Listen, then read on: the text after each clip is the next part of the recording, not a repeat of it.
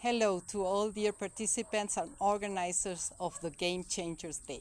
It is a honor and a privilege to be here with you.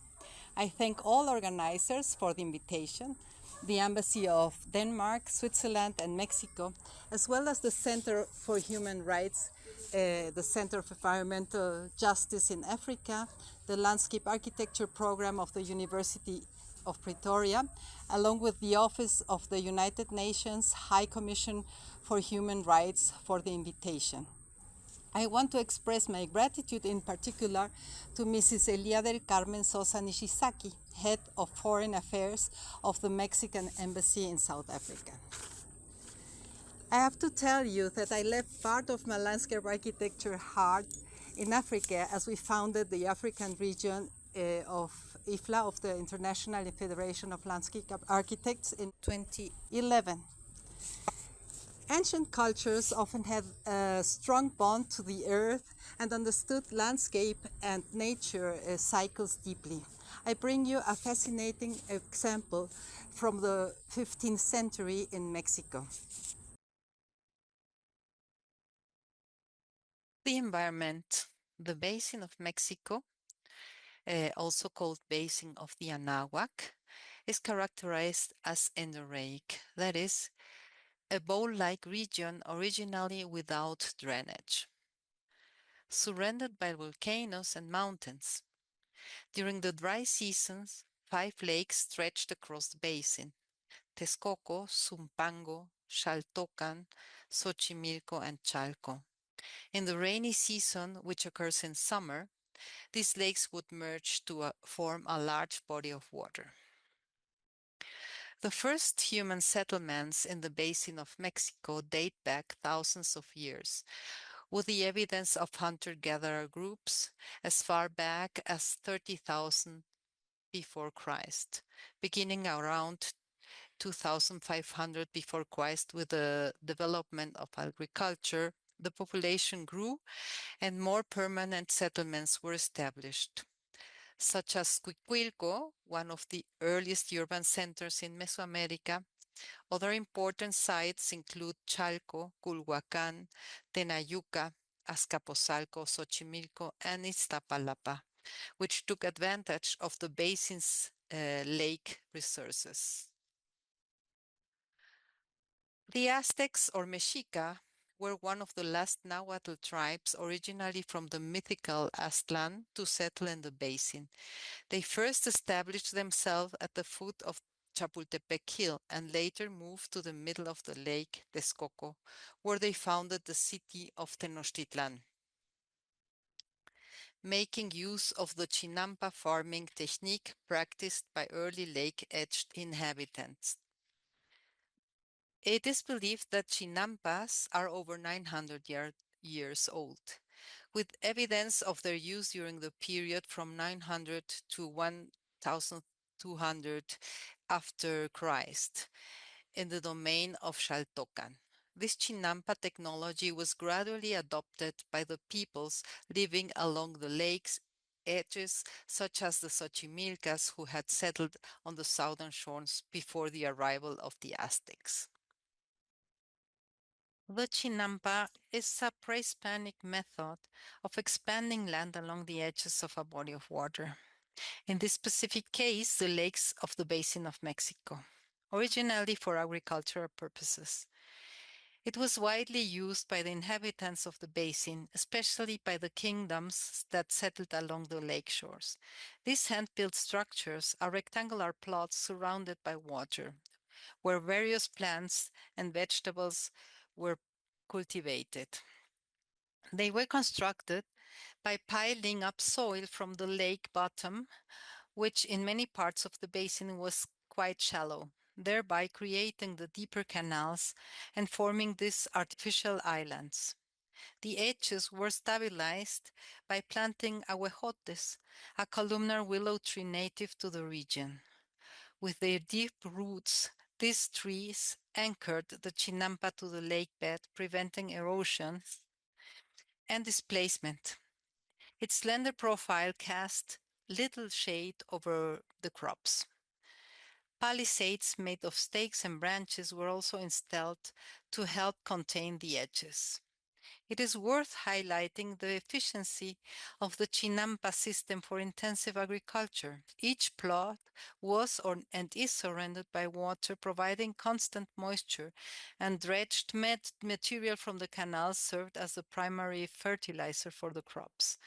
The temperate climate of the basin combined with this cultivation system made it possible to harvest 3 or more crops per year. In Xochimilco, in Mexico City, there are still chinampas, and the Chinampa region is a UNESCO World Heritage Site. Evolution of the Chinampa. The innovation that Aztecs brought to the lake-based Chinampa system was its use for urban expansion. However, the Chinampa concept was also developed to build larger platforms capable of supporting much heavier structures. These were called tlateles or tlateli. These platforms were reinforced with ahuehuete wood pilings, this means Montezuma cypress pilings, and filled with soil from the bottom of the lake. Ceremonial centers and public buildings of the Great Tenochtitlan were built on tlateli.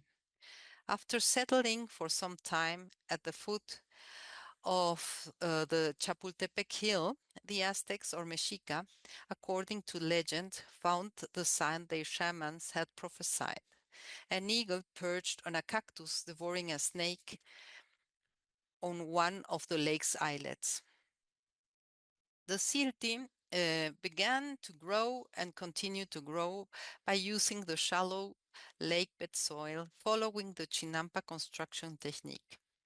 Soil was filled into rectangular islets, usually longer than wide, with canals running between them. In this way, the lake developed its unique characteristics with a layout that included temples and ritual zones. Urban areas, agricultural chinampas surrounded by ahuejotes, canals of varying widths dividing the chinampas, and causeways. At its peak in the 15th and 16th centuries, the Aztec Empire's capital, Tenochtitlan, was one of the largest cities in Mesoamerica and even in the world, with a population between 150,000 and 200,000 inhabitants. The main issue, however, was the flooding. This was especially problematic considering the region's rainfall patterns, which today average around 700 millimeters of precipitation annually, with extraordinary daily events reaching up to 75 millimeters. Being located in the middle of the lake and taking into account the heavy rains in the basin, which even today continue to threaten large areas of the city, Tenochtitlan frequently suffered disasters due to rainfall and its geographic formation. The city's topography and the elevation difference among the surrounding lakes, especially Texcoco, Zumpango, and Xochimilco, made things worse. These floods caused severe damage to the city, its infrastructure, and its cultivation system, like the Chinampas, leading to shortages and famine. Tenochtitlan faced numerous catastrophic floods from the time it was founded. King Netzahualcóyotl, Hueytlatoani of Texcoco, was born in 1402. He was the son of Ixtlilxochitl, Lord of Texcoco, and Matlayetzihuatzin, a Mexican princess. His name means hungry coyote. In 1418, he fled Texcoco with his father, who was later assassinated. Netzahualcóyotl went into hiding to avoid being killed by Tezozomoc, the ruler of Azcapotzalco who had killed his father. He managed to save his life, but was captured then by the Lord of Chalco, from whom he later escaped. By 1420, he secured a pardon from Tezozomoc, who allowed him to return to Texcoco. By that time, Moctezuma Ilhuicamina had been chosen as ruler of the Mexica kingdom or Aztec kingdom. In 1427, the kingdom of Mexico Tenochtitlan allied with Texcoco and Tlacopan to fight against Azcapotzalco. In 1431, these three kingdoms formed what became known as the Triple Alliance. The same year, Netzahualcóyotl was named Lord of Texcoco. Netzahualcóyotl became a legendary figure in pre-Hispanic Mesoamerican history due to his many talents. He is best known as the poet king for his beautiful verses, about 30 of which have survived, reflecting on death, mystery of humankind, and its creators, nature, and song.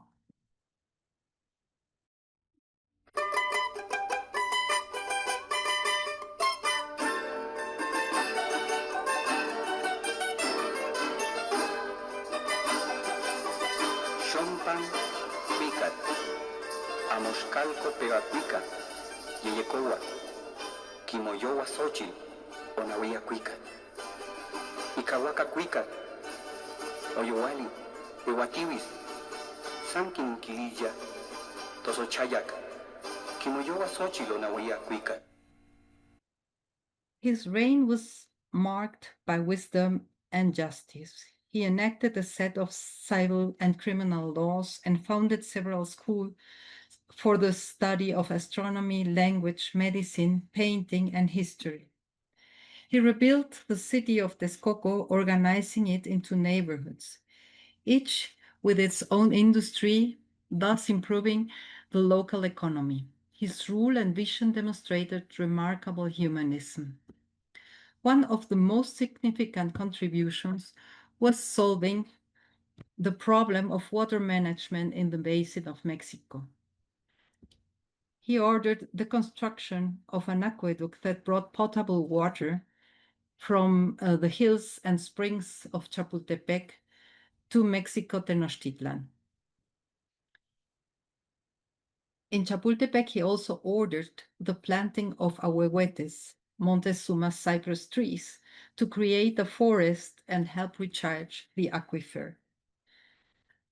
Another major project was the construction of the dike of Netzahualcóyotl, or Albarradón de Netzahualcóyotl, which prevented the city from flooding and kept fresh water from mixing with salt water. The Albarradón de Netzahualcóyotl was the most important work for flood control in Tenochtitlan. However, during the Spanish conquest in 1521, Hernán Cortés ordered the destruction of the dike to allow the passage of the brigantines that would attack the city. Water management in the basin of Mexico during the reign of Netzahualcóyotl and Moctezuma I. As previously mentioned, the basin of Mexico is shaped like a bowl, where water naturally had no outlet. It wasn't until the colonial period that the construction of canals and tunnels began to drain the rainwater that accumulates in Mexico City. During pre-Hispanic times, the inhabitants accepted the fact that Tenochtitlan was a lake city and sought ways to minimize flooding and the losses it caused. According to Clavijero's Ancient History of Mexico, the first major flood on historical record in Tenochtitlan occurred in 1442 during the reign of Moctezuma I. The disaster was so severe that the monarch sought the advice of King Netzahualcóyotl of Texcoco, who proposed the construction of a massive dike, or albarradón, stretching from Atzacoalco to Ixtapalapa. This dike was 17 kilometers long, running from the Sierra de Guadalupe in the middle of the basin to the Sierra de Santa Catarina in the southeast part of the basin. According to Gurria, in 1978, feet of the engineering included gates to regulate water flow and allow canoes to pass. The dike, the Netzahualcóyotl, dramatically altered the lake's shape and hydrodynamics, along with the causeway dikes that connected the island to the mainland. It helped protect Tenochtitlan from the torrential rains that caused flooding. However, the dike of Netzahualcóyotl was only one part of a larger integrated system for water resource management in the basin of Mexico during the 15th century. It formed just one piece of the puzzle that aimed at sustainable hydraulic control. The large causeways were also essential, not just for connecting the city Tenochtitlan to the mainland, but also for containing floodwaters. These causeways had a complex system of gates and sluices that allowed canoe traffic while also contributing to water regulation. Interestingly, this causeway still form part of Mexico City's urban layout today. They measured between 5 and 7 meters in width and stretched up to 8 kilometers. The main ones were the Calzada Mexico-Tacuba, which connected the city center with Tacuba in the west, the Calzada de Guadalupe, which extended northwest to the hill of the Tepeyac, the Calzada de Ixtapalapa, which stretched south towards Ixtapalapa and is now known as Calzada San Antonio Abad. Terracing of mountain slopes may have started before Netzahualcóyotl's reign, but he encouraged its expansion, particularly on the slopes of the Sierra Nevada in the Texcoco region. Even today, despite destructive mining activity, vast terraced areas can still be seen along the flanks of the Mount Tlaloc and Telapon that are part of the Sierra Nevada. The terracing in the mountainous areas slowed down the speed and reduced the flow of surface waters that poured abundantly from the mountain, promoting infiltration. The runoff reached the bottom of the basin in a slower and more controlled manner.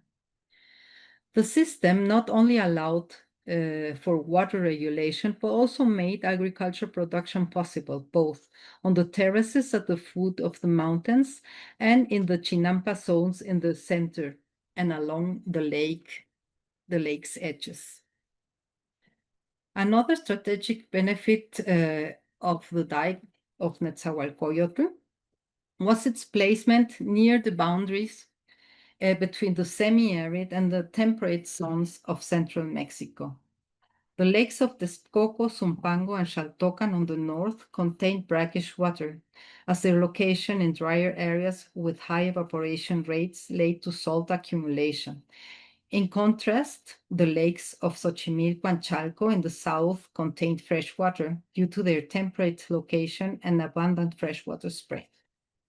The dike effectively divided the lake of Texcoco in two sections: the Lake of Mexico in the west and the Lake of Texcoco in the east. The western part became more influenced by the fresh water from Xochimilco and Chalco, initiating a process of freshening that improved conditions for Chinampa agriculture.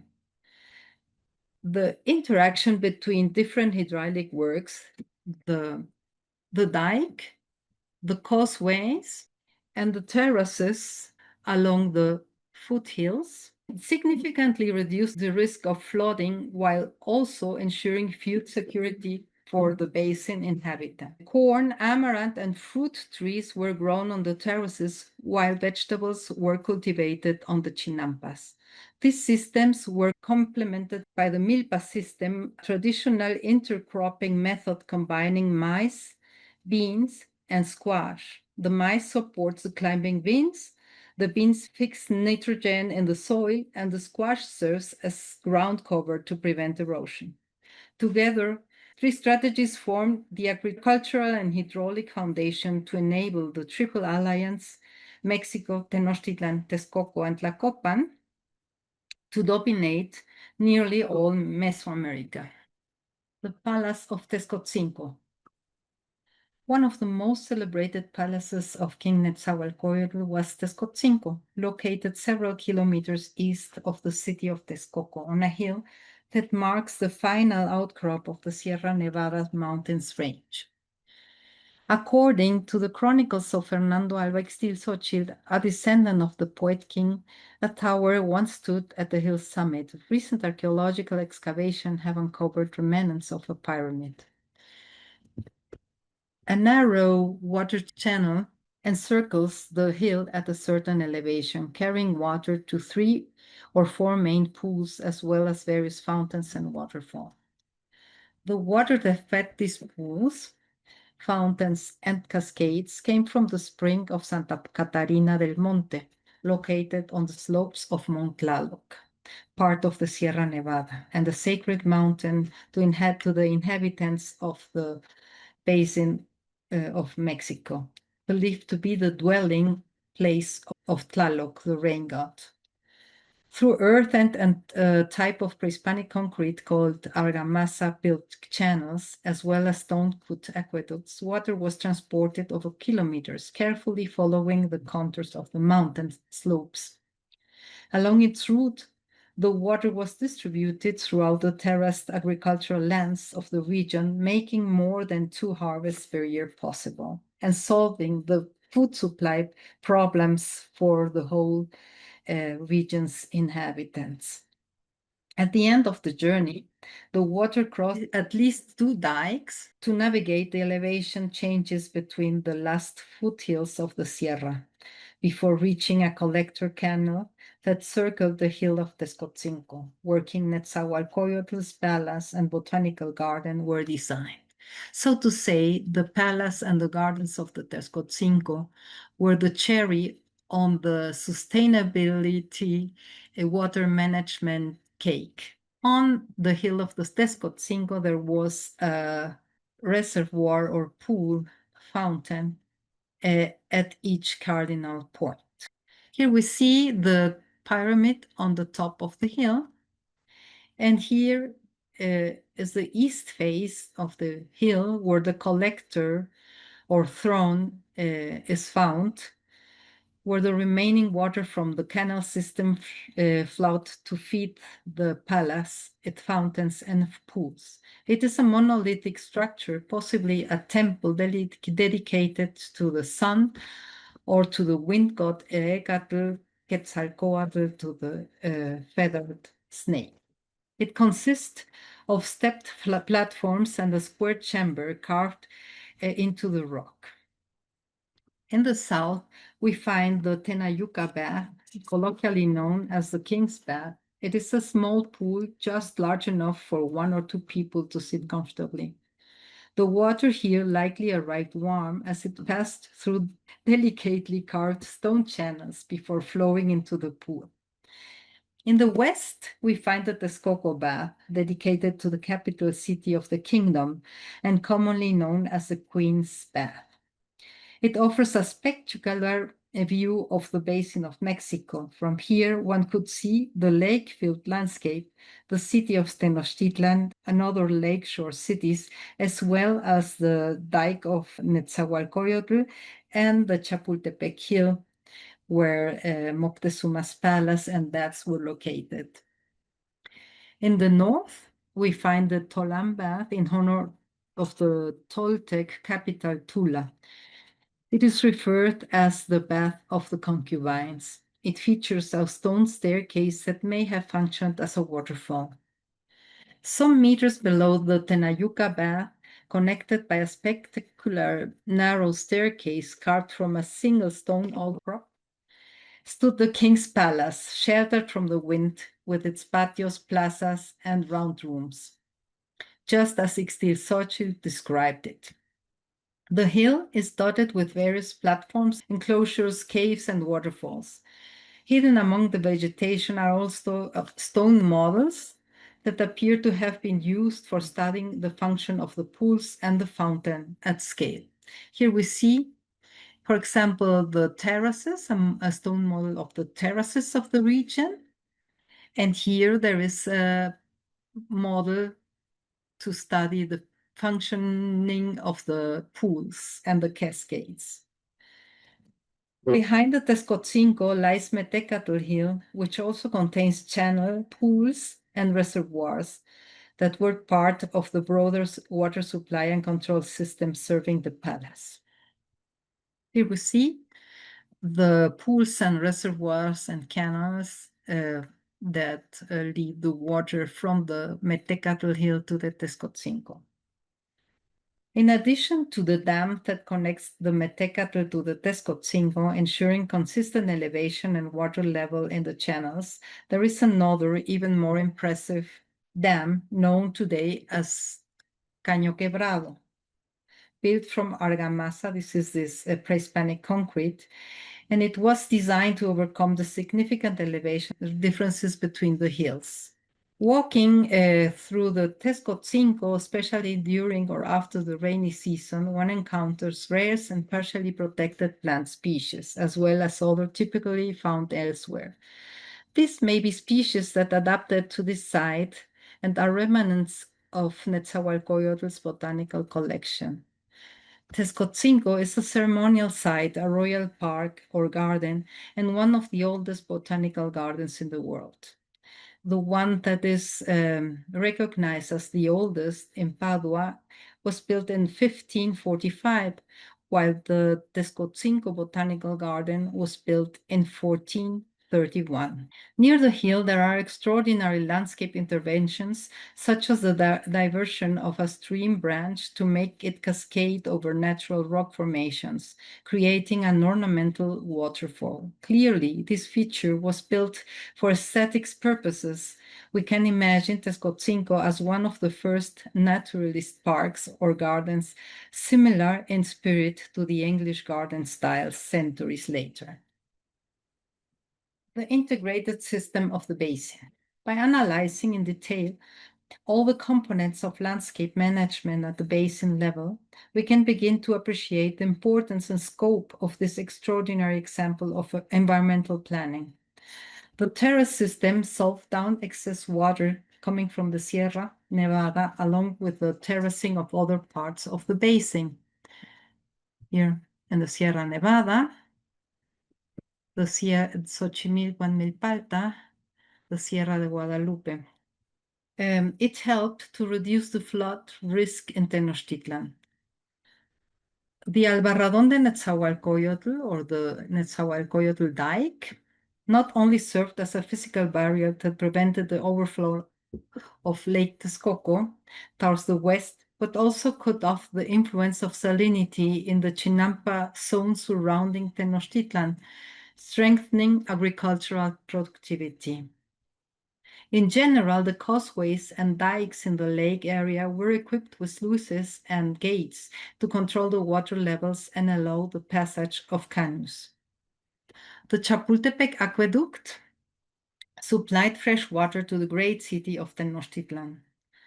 The Chinampa production and the terrace farming, irrigated by kilometer-long canal systems drawing from the mountain spring, ensured food security for the inhabitants of the Anahuac region.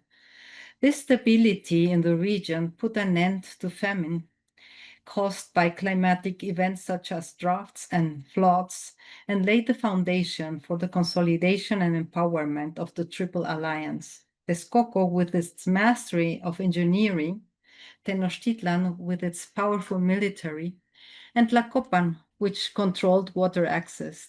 Together, they launched a successful campaign of conquest and subjugation across much of Mesoamerica.